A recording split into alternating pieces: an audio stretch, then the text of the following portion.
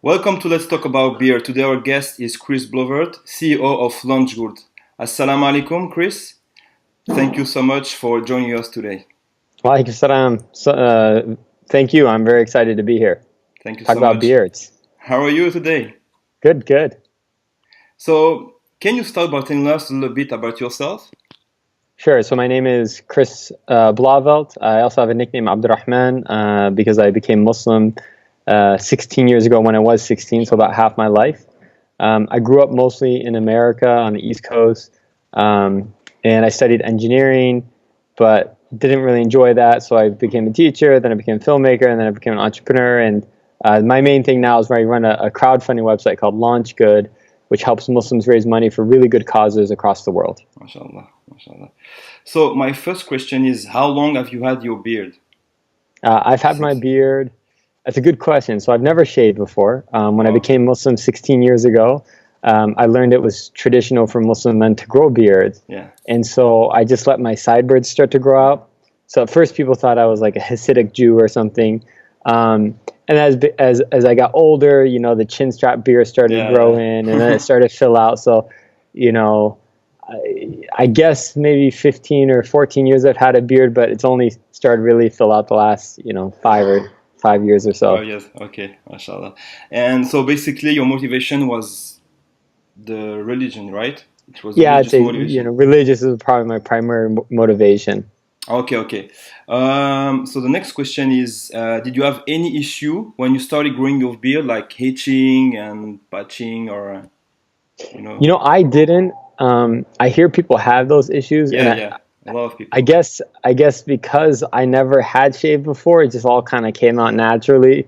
I avoided that, so I guess I'm lucky that way.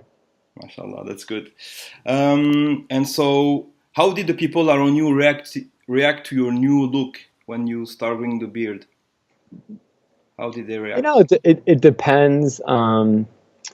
I know my parents always wanted me to shave and be like, have this clean look, but it's funny because my father, at the same time he says that, if you look at photos of him from the 70s, his beard used to go down to like his chest or something, right? And of course now he's clean shaven, but I don't think too many people gave me trouble for it. Some people liked it. So you never faced any weird situation like I said, the most common thing that was weird is just when I was young and only my sideburns were growing and they would like get really long and curly, but I didn't have any other facial hair. Just people thought I was, some sort of like devout Jewish person. I'm like, no, I'm Muslim. So threw a lot of people off of that one. And do you have any funny or positive anecdote in relation to your beard? Like funny story and... I'm known for my beard kisses amongst with my children and also my nieces, my nephews. Even though their fathers have beards, they have like the really like close trimmed beards, and I tend to have a little bit of fluffier ones. So I'll go around and give lots of fuzzy beard kisses to kids. MashaAllah, that's cute. And how do you take care of your beard? Do you have a daily routine? Yeah, it's funny you ask because I never really had much of a routine for my beard. I guess, I never thought it really needed much of a routine.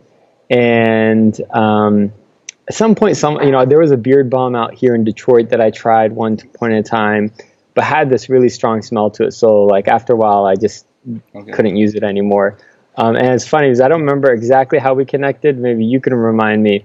But you sent me some... Yeah. It was Facebook, huh? Yeah. Well, you sent me some of your products, and I was like, people always talk about like taking care of their beard. Let me try a little bit harder, and it was nice because I think I got the full set from you with the brush and the oil, and so I was like, I'm going to give it 40 days. It's like if you give something 40 days and it's working, it'll become a habit. Otherwise, you just kind of leave it.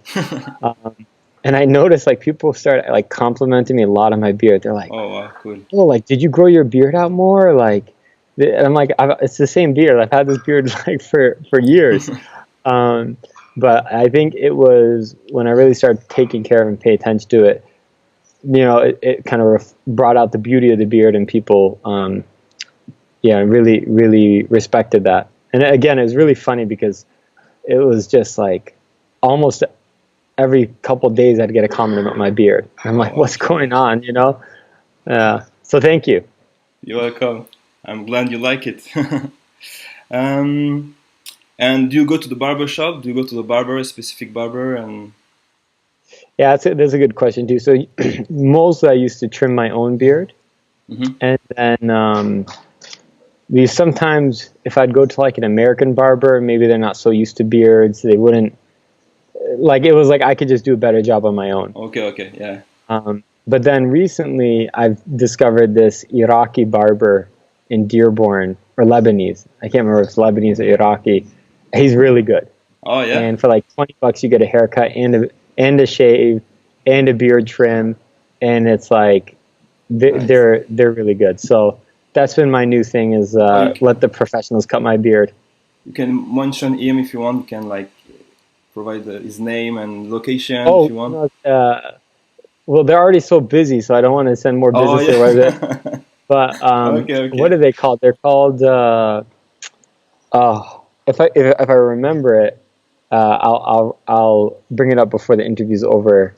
Okay. It's like one of those places that kind of looks a little junky, but like everyone knows where it is, and they all go there, and it's really, really popular. Okay. Some people think that beards are dirty, are not hygienic. Not hygienic. Yeah, not hygienic. Yeah. You know, it's funny because I'm not familiar with that critique of beards. I guess some people can make it look that way, right? Like you get some food crumbs in your beard, or you don't brush it, you don't oil it. It could look unhygienic because, you know, if like someone was homeless, they're probably going to have a beard because they don't have time to shave or anything. But I don't see any reason why they have to be unhygienic. I think it's really about how you take care of it. And, you know, you wouldn't say that, oh, like, you know, growing hair on your head is unhygienic. Yeah. It's just, you know, it's unhygienic if you let lice in your hair. But if you take care of your hair, it's fine. Or if you shave it, I guess, like you know, then you don't have to worry about it. Yeah, no, I'm fine. And the last question. So, is there anything else that you would like to share with our bearded audience? Any things?